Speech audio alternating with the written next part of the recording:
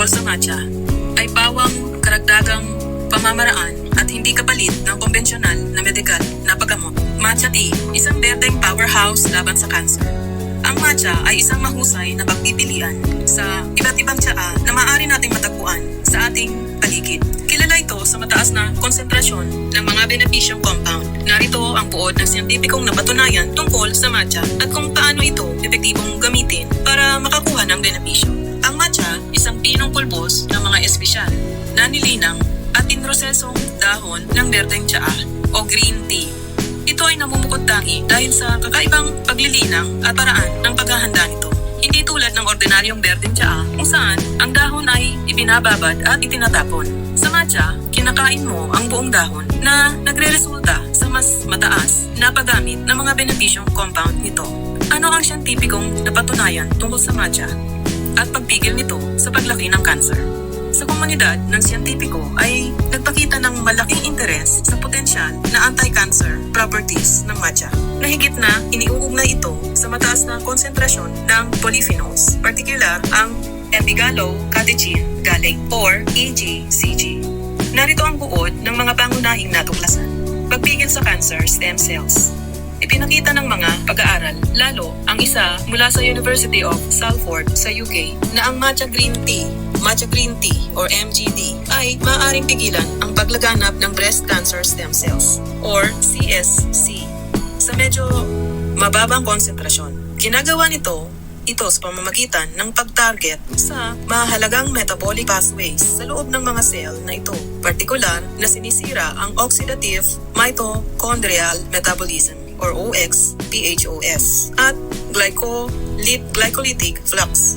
Ito ay nagpapagutom sa mga cancer cell. Inililipat ang mga ito patungo sa isang mas tahimik na metabolic state na sa huli ay humahantong sa kanilang inactivity at pagkamatay.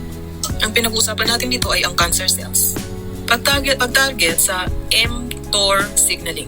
Iminumungkahi ng pananaliksik na ang matcha ay malakas na nakakaapekto sa mTOR signaling. Pinabababa ang mga bahagi ng 40S ribosome. Ito ay nagpapalabas ng nakakaintriga na posibilidad na ang matcha ay maaaring kumilos bilang isang mTOR inhibitor, katulad ng ilang chemical na compound na ginagamit sa paggamot sa cancer. Ang pagiging antioxidant powerhouse. Napakayaman ng matcha sa antioxidants, lalo na ang EGCG. Nakakatulong ang mga malakas na antioxidant na ito na in-neutralize ang mapaminsalang free radicals sa katawan na maaaring magdulot ng pinsala sa DNA at magambag sa mga malalang sakit kabilang ang cancer. Sa pamamagitan ng pagproteka sa mga cell mula sa pinsala, ang matcha ay maaaring makatulong na mabawasan ang panganib ng pagbuo ng cancer. Ang metabolic reprogramming ng cancer cells.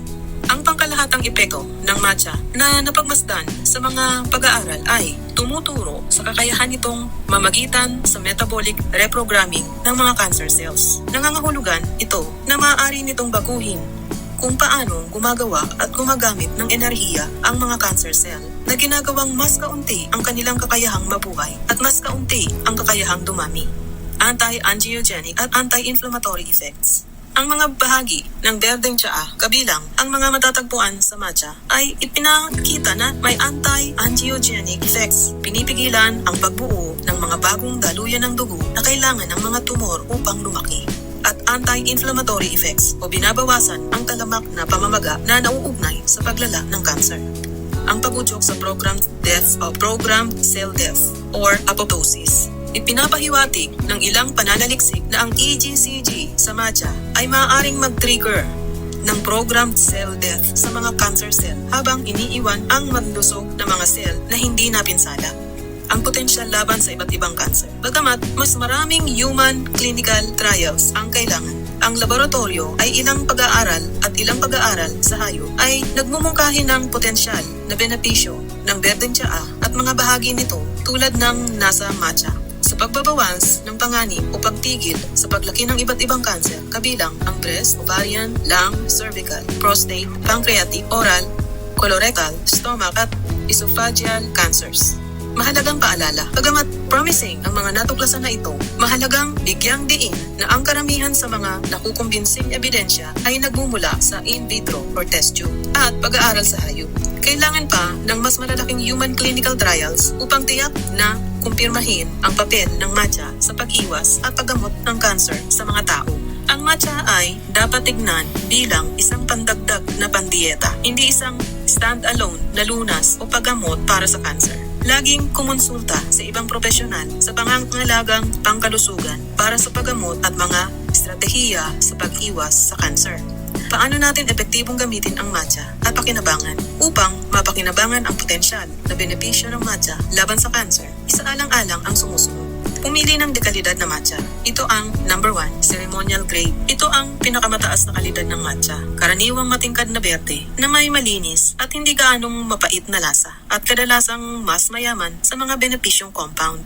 Organiko. Pumili ng certified organic matcha upang mabawasan ng pagkakalantad sa mga prestigyo at iba pang kemikal. Maaring sariwa o ang pagiging sariwa. Hindi gaanong matagal ang buhay ng matcha kapag nabuksan na. Itago ito sa isang airtight na lalagyan, malayo sa liwanag at init. Mas mainam sa refrigerator at gamitin sa lalong madaling panahon pagkatapos buksan.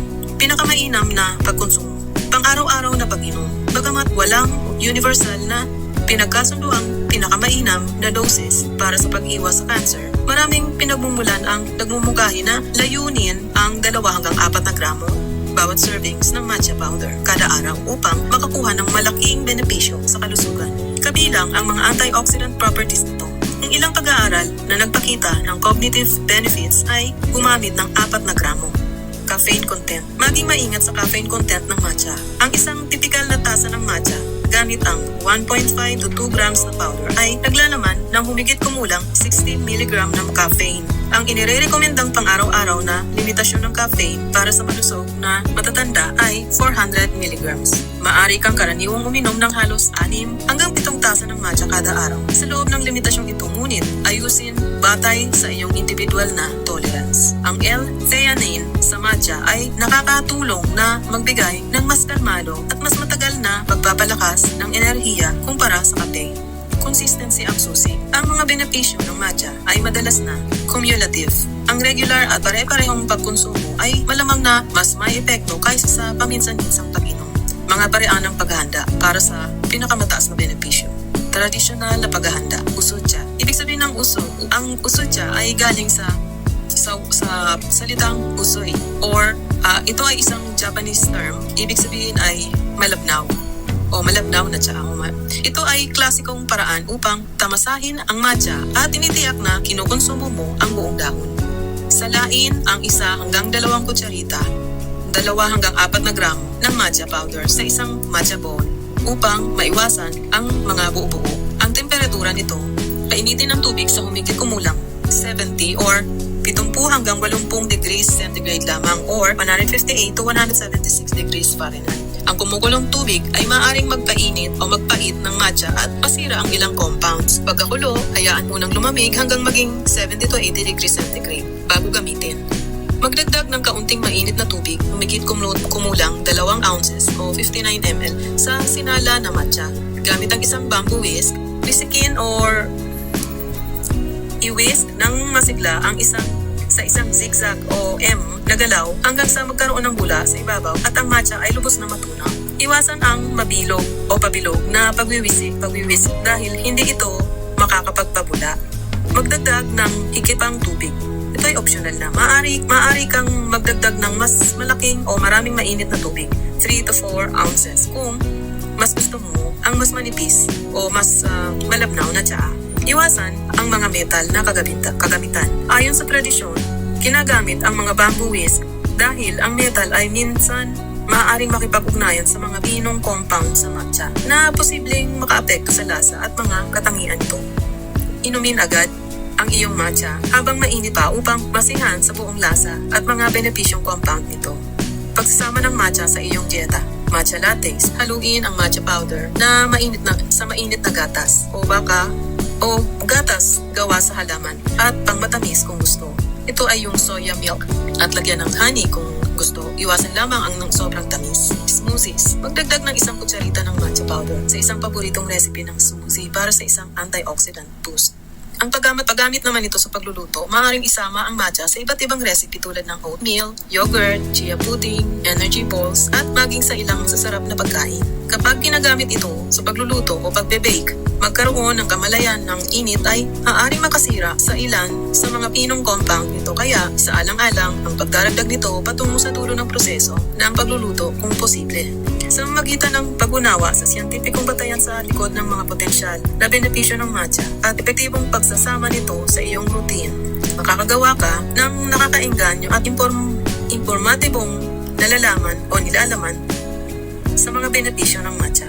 Tandaan lamang, inuulit ko, na kukonsulta sa mga profesional sa pangangalagang pangkalusugan. At isa pa, ugaliin magpainit ng at least 15 minutes sa ilalim ng sinag ng araw sa araw-araw ng ating buhay para sa masiglang pangangatawan at malusog na pangangatawan.